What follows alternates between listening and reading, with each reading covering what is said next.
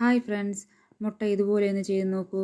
വളരെ ടേസ്റ്റിയാണ്. ഒരു കടായി വെച്ച് അതിലേക്ക് മല്ലി, ഉഴുന്ന്, കുരുമുളക്, വറ്റൽമുളക് ഇവ ചേർത്ത് കൊടുത്ത് നല്ലതുപോലെ ഒന്ന് വറുത്തെടുക്കാം.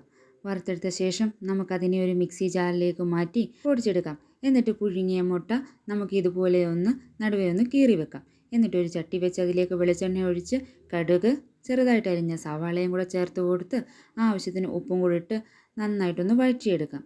ആ കളറൊക്കെ ഒന്ന് മാറി വരുന്ന സമയമാകുമ്പോൾ നമുക്കതിലേക്ക് 2 തണ്ട് കറിവേപ്പിലയും പൊടിച്ച് വെച്ച പൊടിയും കൂടെ ചേർത്ത് കൊടുത്ത് ഒന്ന് മിക്സ് ചെയ്ത ശേഷം നമുക്ക് ആ കീറി വെച്ചിരിക്കുന്ന മുട്ട അതിലേക്ക് ഇട്ട് കൊടുത്ത് അല്പം ഗരം മസാല പൊടിയും കൂടെ നമുക്ക് മുകളിലൊന്ന് തൂക്കി കൊടുക്കണം.